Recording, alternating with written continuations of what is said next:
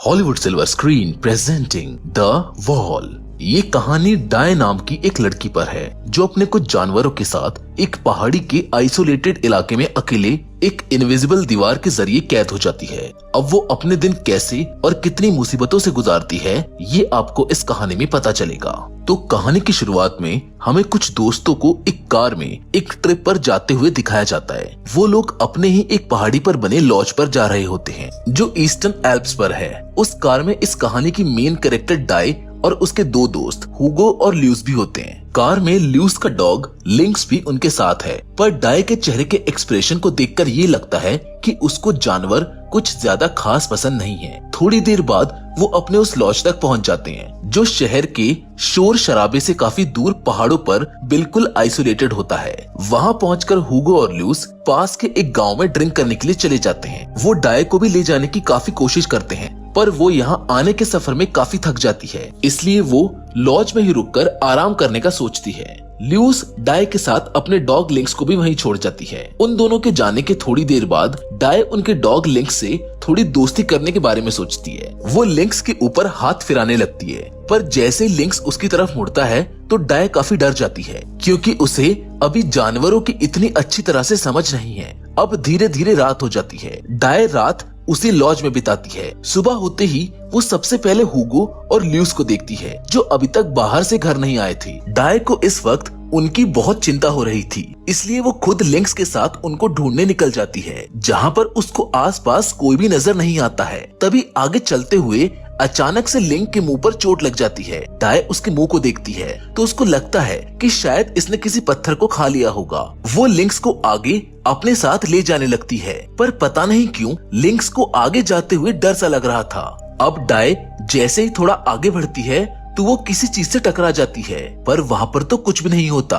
वो एक बार फिर आगे जाने की कोशिश करती है, लेकिन इस बार वो फिर से टकरा जाती है। वो अपना हाथ बढ़ाकर आगे देखती है जहाँ पर उसको पता चलता है कि यहाँ पर तो एक इनविजिबल दीवार है जिससे वो बार बार टकरा रही है। डाय को कुछ भी समझ नहीं आता है क्योंकि इनविजिबल दीवार जैसी कोई चीज होती ही नहीं है। वो उस चीज को आंखों से तो नहीं देख पा रही थी, पर अपने हाथों से महसूस कर रही थी, और शायद इस दीवार की वजह से ही लिंक्स आगे जाने से डर रहा था। उसको चोट लगने का कारण भी ये दीवार थी। डाय आगे जाने की काफी कोशिश करती है, पर वो उस दीवार को पार ही नहीं कर पाती। तभी वो दूसरी दिशा से आगे जाने का सोचती है क्योंकि हो सकता है कि शायद दूसरी ओर ये दीवार ना हो, इसीलिए वो वहाँ से दूसरी दिशा की ओर जाने लगती है जहाँ आगे जाकर उसको एक फार्म दिखाई देता है जिसमें एक बूढ़े कपल होते हैं। डाय जैसे ही उनके पास आगे जाने की कोशिश करती है तो वो एक बार फिर से किसी और इनविजिबल दीवार से टकरा जाती है, यानी ये इनविजिबल दीवार इस पहाड़ी के हर तरफ है। डाय फार्म के अंदर उन दोनों बूढ़े लोगों को आवाज लगाती है, पर उनको कुछ भी सुनाई नहीं देता। तभी डाय को उस फार्म में कुछ गड़बड़ लगती है। वो उन दोनों को काफी ध्यान से देखती है जहाँ पर उसको दिखाई देता है कि वो दोनों काफी देर से एक ही पोजीशन में रुके हुए हैं। उन्होंने अभी तक अपनी एक भी मसल नहीं हिलाई, मानो ऐसा लग रहा था जैसे उन दोनों के लिए टाइम रुक सा गया हो क्योंकि उनके पास की सारी चीजें तो हिल रही थी सिवाय उन दोनों के। ये देखकर डाय को अब थोड़ा सा डर लगने लगा था। वो धीरे धीरे ये समझ रही थी कि वो इस पहाड़ी एरिया में अब फंस चुकी है क्योंकि यहाँ से बाहर जाने के हर रास्ते पर तो वो इनविजिबल दीवार है और यहाँ पर कोई भी इंसान मौजूद नहीं है। इसके अलावा वो वहाँ से सीधा अपने लॉज चली जाती है और रात को डरकर अकेले ही सो जाती है। रात में उसको एक डरावना सपना आता है कि उसे उस दीवार ने चारों तरफ से घेर लिया है और वो धीरे धीरे उसके लॉज तक आ गई है। उसको लगता है कि वो दीवार उसे उसी लॉज में चारों तरफ से कैद करके मार देगी, लेकिन वो सिर्फ एक सपना ही होता है। सुबह उठकर वो वापस उसी दीवार को देखने जाती है। वो उस फार्म पर भी जाती है जहाँ पर वो इस बार दूरबीन की मदद से उस फार्म हाउस के ओल्ड कपल को देखती है, पर वो अभी भी उसी पोजीशन में जमे हुए थे और उनके आसपास की सारी चीजें मूव कर रही थी। डाय समझ जाती है कि ये अब मर चुके हैं। तभी लिंक्स वहाँ से दूसरी दिशा में भागने लगता है। डाय भी उसका पीछा करते हुए काफी आगे आ जाती है जहाँ उसकी नजर लिंक्स के साथ वहाँ खड़ी एक प्यारी गाय पर पड़ती है जो डाय को देखकर उसकी ही तरफ आने लगती है। डाय इस चीज को देखकर काफी डर जाती है, लेकिन वो गाय उसको कुछ नहीं कहती, बल्कि वो तो उसको प्यार करने लगती है और डाय के पीछे ही आगे आती है। डाय भी उसे अपने साथ उसी लॉज में ले आती है जो अब उसका घर बन चुका था। लेकिन वो गाय अभी तो डाय के लिए एक मुसीबत ही थी, क्योंकि उसे उस गाय को पालने के लिए हर रोज घास लेकर आना होगा और अभी तक डाय ने ऐसा कोई भी काम अपनी पूरी जिंदगी में नहीं किया था। लेकिन वो फिर भी उस गाय को अपने साथ रखने का फैसला करती है, क्योंकि वो काफी अकेली है और अब उसको एक नई दोस्त मिल गई है। वो उस गाय का नाम बेला रखती है। उसी रात वो बेला का दूध निकालती है और तभी उसको ये भी पता चलता है कि बेला जल्द ही एक बच्चे को भी जन्म देने वाली है। वो उस रात बेला का दूध पीकर अपना पेट भर लेती है, लेकिन धीरे धीरे अब यहाँ का सारा खाना भी खत्म होता जा रहा था। अगली सुबह वो हुगो की कार को लेकर उस दीवार को पार करने का सोचती है। वो पूरी स्पीड में उस कार को आगे ले जाकर उस दीवार से टकरा देती है, जिस वजह से कार के आगे का हिस्सा पूरी तरह से डैमेज हो जाता है और डाय को भी सर पर चोट लग जाती है। लेकिन उस इनविजिबल दीवार पर उस चीज का कोई असर ही नहीं होता। वो दीवार अभी भी वहीं पर थी। उसे उस इनविजिबल दीवार के पार एक कार भी खड़ी हुई दिखाई देती है, पर उसके अंदर भी कोई नहीं होता। इस जगह शायद डाय ही अकेली इंसान है जो जिंदा बची हुई थी। वो उस जगह से निराश होकर वापस अपने लॉज आ जाती है और रोने लगती है, क्योंकि अब तक वो ये समझ चुकी थी कि अब वो यहाँ से कभी भी बाहर नहीं निकल पाएगी।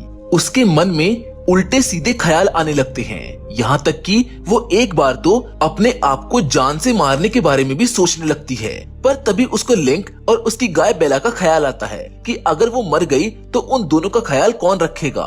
उसके अलावा उन दोनों का यहाँ पर कोई भी नहीं है। इसी मोटिवेशन के साथ वो यहाँ सरवाइव करने का सोचती है। अब वो रोज अपनी गाय बेला के लिए घास काट कर लेकर आती है और खुद उसका दूध पीकर अपना काम चलाती है। ऐसे करते करते डाय ने पूरी गर्मियाँ निकाल दी, मतलब कि वो पिछले 3 महीनों से अपना ऐसे ही गुजारा कर रही थी। लेकिन अब सर्दियाँ आने वाली थी। अब उसको जिंदा रहने के लिए कुछ और खाने की जरूरत थी, इसीलिए वो वहाँ पर कुछ सब्जियां उगाने का सोचती है। वो अपने लॉज के सामने वाली सारी जमीन में अलग अलग तरह की सब्जियां उगा देती है, जो उसने पहाड़ों से ढूंढी थी। डाय अपने हर दिन को कैलेंडर में मार्क करती थी और उसने पूरे दिन क्या क्या किया वो उस चीज को भी रोज एक किताब पर लिखा करती थी। अब उसके लिंक्स के साथ भी काफी अच्छी बॉन्डिंग हो चुकी थी। लिंक्स उसकी जिंदगी का एक बहुत महत्वपूर्ण हिस्सा था और उसके और लिंक्स के बीच एक काफी स्ट्रॉन्ग कनेक्शन बन चुका था। एक दिन बाहर बहुत तेज बारिश होने लगती है। तभी डाय को बाहर से किसी के बोलने की आवाज आती है। वो बाहर जाकर देखती है, जहाँ उसे एक बिल्ली बारिश में भीगती हुई दिखाई देती है, जो उसकी लॉज पर ही बैठी थी। डाय उस बिल्ली को लॉज के अंदर ले आती है और उसको पूरी तरह से साफ करती है। वो बिल्ली भी उनकी तरह अकेली थी, इसलिए डाय उस बिल्ली को भी पालने का सोचती है। अब उसके परिवार में उसको मिला के 4 लोग हो चुके थे, जो इस कैद में डाय के जीने का सहारा थे। अब सर्वाइवल के लिए डाय धीरे धीरे शिकार भी करना सीख रही थी, क्योंकि अभी सब्जियों को उगने में काफी टाइम लगेगा। लेकिन शिकार करते हुए डाय को बहुत सी मुसीबतों का सामना करना पड़ता है।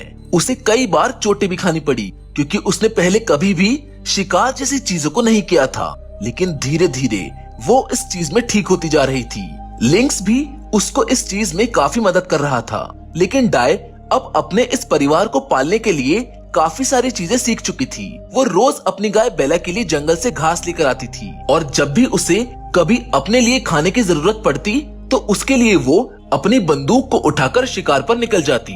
एक दिन उसे शिकार करते हुए एक ट्रक खड़ा हुआ मिलता है, जिसको वो रोज आते जाते देखा करती थी, पर आज वो उसे थोड़ा सा आगे की ओर खड़ा हुआ दिखाई देता है। उसके मन में एक उम्मीद सी जागती है कि शायद उसके अलावा भी कोई और यहाँ है और शायद वो यहाँ से बाहर निकल सकती है। लेकिन जैसे ही वो उस चीज को देखने आगे की ओर बढ़ती है, तभी वो फिर से उस इनविजिबल दीवार से टकरा जाती है। उसकी सारी उम्मीदें चकनाचूर हो गई थी। वो निराश होकर वापस जाने लगती है, लेकिन तभी उसे अपने पास वाली पहाड़ी पर एक और घर दिखाई देता है। वो दूरबीन से उस घर के अंदर देखती है, पर उसके अंदर भी कोई नहीं होता। वो उस घर के पास जाकर बैठ जाती है, क्योंकि वहाँ का नजारा बहुत ज्यादा सुंदर था। हल्की हल्की हवा चल रही थी, जिससे डाय को वहीं पर नींद आ जाती है। लिंक्स भी उसके साथ वहाँ पर अच्छा महसूस कर रहा था। लेकिन जब वो जागती है तो काफी रात हो चुकी थी।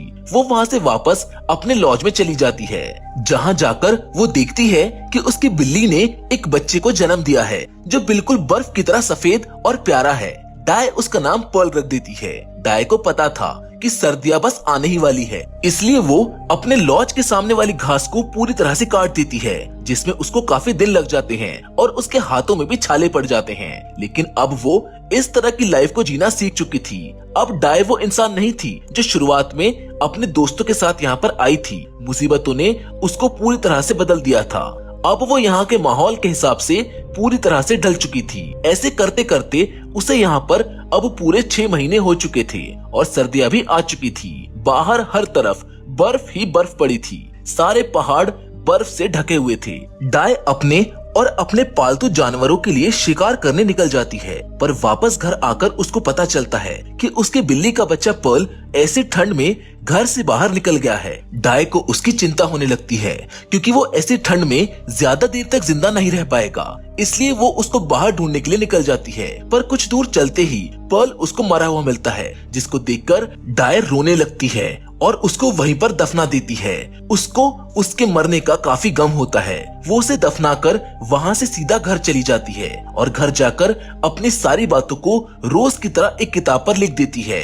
दिन बीत जाते हैं। डाय हर दिन बदलती जा रही थी, लेकिन उसने उस जादुई दीवार को चेक करना कभी भी नहीं छोड़ा। वो हर रोज उस दीवार को चेक किया करती थी। डाय बाहर की दुनिया और लोगों को बिल्कुल भूल चुकी थी। तभी उसकी जिंदगी में एक और नया मेंबर आता है। अगले दिन उसकी गाय बेला एक बच्चे को जन्म देती है, जो बिल्कुल ही उसी की तरह प्यारा होता है। डाय की जिंदगी से पर्ल के जाने के बाद अब उस नए मेंबर ने उसकी कमी को पूरा कर दिया। अब उसे इस जगह पर रहते हुए पूरा 1 साल हो चुका था। फिर से गर्मियां आने वाली होती है। वो अपना और अपने पालतू जानवरों का मन अच्छा करने के लिए उन्हें उस पहाड़ी वाले घर पर ले जाती है, जहां वो लिंक्स के साथ गई थी। उसे वहां बहुत अच्छा लगा था। वो अपने जानवरों के पूरे परिवार को लेकर उस पहाड़ी वाले घर पर पहुंच जाती है। वो जगह अभी भी उतनी ही सुंदर होती है जितनी की पहले हुआ करती थी। वहाँ का मौसम बहुत सुहावना था। हल्की हल्की हवा चल रही थी। डाय उस रात वहीं रुकने का फैसला करती है। रात में वहाँ का आसमान पूरा तारों से भर जाता है। मानो ऐसा लग रहा था कि जैसे आसमान आज किसी चीज का जश्न मना रहा हो। उसे वहाँ पर एक अलग सा सुकून मिल रहा था। वो अपने लॉज वापस जाकर इस पूरे एहसास को अपनी किताब में रोज की तरह ही लिख देती है। डाय अब पूरी तरह से यहाँ रहना सीख चुकी थी। वो इस माहौल में ढलकर पूरी तरह से बदल चुकी थी। अब उसके लिए सिर्फ उसके पालतू जानवर ही जरूरी थे, जिसमें उसे सबसे ज्यादा लगाव लिंक्स से था, क्योंकि वो उस वक्त डाय के अकेलेपन का सहारा बना जिस वक्त वो बिल्कुल अकेली थी। दिन बहुत जल्दी बीत रहे थे। गर्मियां भी निकल जाती हैं और फिर से पतझड़ का मौसम आ जाता है। कुछ समय बाद फिर से ठंड आने वाली थी, इसलिए डाय ने अपने खाने और अपनी लकड़ियों के कोटे को पूरा कर लिया था, ताकि उसे और उसके जानवरों को ठंड में कोई दिक्कत ना हो। एक दिन बाहर ठंडी हवा चल रही होती है। डाय को अपने लॉज की खिड़की से एक सफेद कौवा बाहर पेड़ पर अकेले बैठा हुआ दिखाई देता है। डाय उसको देखकर समझ जाती है कि शायद इसके साथ वाले कौवों ने इसके साथ रहना इसलिए छोड़ा होगा क्योंकि इसका रंग सबसे अलग है। डाय उसके अकेलेपन को समझ जाती है, क्योंकि उसे पता है कि जिंदगी में अकेले रहना किसको कहा जाता है। वो उस कौवे को भी अपने साथ ले आती है। इसी तरह समय बीतता जाता है और 1 साल फिर से निकल जाता है। डाय फिर से अपना कुछ वक्त बिताने के लिए उसी पहाड़ी वाले घर पर अपने जानवरों को लेकर जाती है, पर इस बार उसे वहाँ पर बिल्कुल भी अच्छा नहीं लगता। वो जगह तो अब भी वैसी ही थी जैसे पहले हुआ करती थी, पर डाय अब अपने इस कैद भरी लाइफ से ऊब चुकी थी, इसलिए उसको अब सब कुछ बेकार लग रहा था। लेकिन वो इस बारे में कुछ भी नहीं कर सकती, क्योंकि ऐसे जीना उसकी मजबूरी थी। इस पहाड़ी पर उसे बिल्कुल भी अच्छा नहीं लगता, इसलिए वो यहाँ से अपने जानवरों को लेकर वापस अपने घर यानी कि उस लॉज में चली जाती है। अब इसी तरह रहते रहते उसे यहाँ पर पूरे 3 साल हो जाते हैं। वहीं पर एक दिन डाय अपने डॉग लिंक्स को लेकर शिकार कर आ रही होती है। तभी उसको ऐसा लगता है कि शायद उसकी गाय का बच्चा चिल्ला रहा हो। वो फौरन उसकी ओर जाती है और तभी उसको एक आदमी कुल्हाड़ी से उसकी गाय के बच्चे को मारता हुआ दिखाई देता है। डाय उसको देखकर बहुत तेज चिल्लाती है, पर वो आदमी नहीं रुकता। लिंक्स भी उस आदमी को रोकने की कोशिश करता है। डाय को कुछ भी समझ नहीं आता। वो वहाँ से फौरन लॉज की ओर भागती है और वहाँ से अपनी बंदूक को लेकर आती है, पर उसके आने में थोड़ी सी देर हो गई थी, क्योंकि इतने में उस आदमी ने लिंक्स को भी मार दिया था। डाय उस दृश्य को देखकर बिना सोचे उस आदमी के सीने में गोली को उतार देती है, जिसकी वजह से उस आदमी की भी मौत हो जाती है। डाय उस आदमी की लाश को तभी पहाड़ी से नीचे फेंक देती है और रोते रोते लिंक्स और उस गाय के बच्चे को वहीं दफना देती है। उसके परिवार में अब सिर्फ बेला ही बची थी। वो बेला को लेकर वापस अपने लॉज आ जाती है और अपने गमों को अपने किताब के आखिरी पेपर पर लिख देती है। डाय एक समय पर मरने का भी सोचती है, पर बेला की वजह से वो ऐसा नहीं कर पाती। वो अब उसके साथ ही यहाँ पर अपनी जिंदगी गुजारने के बारे में सोचती है। अब क्या पता कभी डाय यहाँ से निकल पाएगी या फिर नहीं, जिसके साथ ये फिल्म यहाँ पर खत्म हो जाती है। मैं जानता हूँ कि ये स्टोरी थोड़ी सी कॉम्प्लिकेटेड है, लेकिन अगर आसान शब्दों में इसको समझा जाए तो इस स्टोरी के अंदर हमको एक ऐसी इनविजिबल दीवार दिखाई गई है जिसके अंदर आना तो हमारे बस में है, लेकिन वहाँ से बाहर जाना किसी के बस में नहीं। इसीलिए पहले वहाँ पर डाय और लिंक्स आए, जिसके बाद बेला और वो बिल्ली आई, जिन्होंने डाय के परिवार को कंप्लीट किया, पर उस आदमी ने आकर उसका परिवार फिर से तोड़ दिया। ये तो कहानी थी डाय की, लेकिन अगर आप कभी ऐसी सिचुएशन में पड़ जाएं तो आप क्या करेंगे? हमें कमेंट बॉक्स में कमेंट करके जरूर बताएं। फिलहाल तो आज के वीडियो में बस इतना ही। अगर आपको ये पसंद आई हो तो इसको लाइक और शेयर जरूर करें, क्योंकि हमेशा की तरह मिलेंगे आपसे एक और नई इंटरेस्टिंग कहानी के साथ। पर तब तक के लिए धन्यवाद।